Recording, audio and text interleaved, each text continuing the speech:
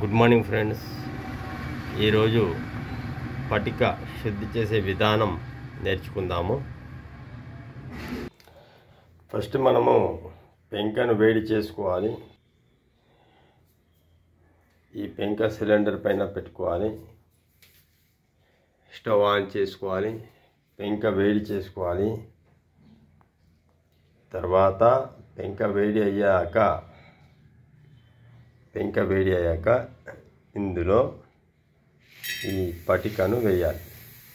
పటికను వేస్తే పటిక ఆటోమేటిక్గా వేడి అయి లిక్విడ్గా శుద్ధి అవుతుంది. వేడి అయి లిక్విడ్గా శుద్ధి అవుతుంది. చూడండి ఫ్రెండ్స్, ఈ పటిక పేనం పైన వేశాము. ఈ పటిక పేనం పైన వేశాము. ఇది మరుగుతుంది. ఇందులో ఉన్న విషవాయువు, ఆ పటికలో ఉన్న విషవాయువు వెళ్ళిపోతుంది. సన్నని అగ్ని పైన అంటే మంట పైన మనము ఈ పేనం పైన ఈ పటిక వేశాము. ఈ రకంగా అందులో ఉన్న విష వాయువు అనేది వెళ్ళిపోతుంది. అప్పుడైతే పటిక శుద్ధి అవుతుంది. ఇది శుద్ధి చేసే ప్రక్రియ, పటికను శుద్ధి చేసే ప్రక్రియ. మనం ఈ రకమైన పటికను వాడకూడదు. ఇది మంచిది కాదు. ఈ రకమైన శుద్ధి చేసిన పటికను మనము వాడొచ్చు. ఇది పటిక శుద్ధి చేసే ప్రక్రియ. చూసారా ఫ్రెండ్స్, ఎలా మరుగుతుందో, పటిక ఎలా మరుగుతుందో చూడండి. ఈ రకమైన పటికను మనం వేడి పేనం పైన పటికను వేస్తే ఈ రకంగా మారుతుంది. ఈ రకంగా ఇది అయ్యాక అందులో ఉన్న ఏదైతే వాటర్ ఉంటుందో వాయు రూపంగా వెళ్ళిపోయి మనకు పౌడర్ రూపంగా మనకి వస్తుంది. ఇంకా కాలేదు, అయిపోయినట్టే.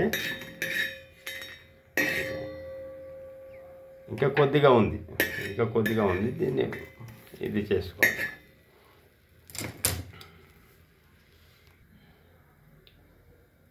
చూసారా, ఇప్పుడు పటిక అనేది శుద్ధి అయిపోయింది. ఇది పౌడర్ లాగా మారుతుంది. చూశారు కదా ఫ్రెండ్స్, ఇలా ఉన్న పటికను మనం పేనం పైన మంట పెట్టి పేనం వేడి అయ్యాక మనం శుద్ధి చేసే ప్రక్రియను చూస్తున్నాం. పౌడర్ లాగా అయిపోతుంది. ఇది ఎలా వాడాలి ఈ పటికను ఎలా వాడాలి అనేది మరో వీడియోలో మీకు చెప్తాను. ఇది చాలా అద్భుతంగా మనకి పనికొస్తుంది. పటిక చాలా వాడకం చాలా వస్తుంది. ఏ రకంగా వాడాలి అనేది మరో వీడియోలో చెప్తాను. ఎందుకంటే దీని గురించి ఒక 10 వీడియోలు చేస్తాను, వివరంగా చెప్తాను. పటిక మామూలుగా కాదు, చాలా మంచి ఉపయోగపడుతుంది. పటిక మామూలు కాదు, చాలా మంచిగా ఉపయోగపడుతుంది. దీని గురించి మరో వీడియోలో మీ ముందుకి వస్తాను. ఓకే ఫ్రెండ్స్, వీడియో నచ్చితే లైక్ చేయండి, సబ్స్క్రైబ్ చేయండి, షేర్ చేయండి. చూడండి, అవుతుందా? భస్మం లాగా అయిపోతుంది పటిక. థ్యాంక్ యూ ఫ్రెండ్స్, ధన్యవాదములు. శుభ ఆదివారం. Bye friends. నమస్తే, అందరికీ నమస్తే.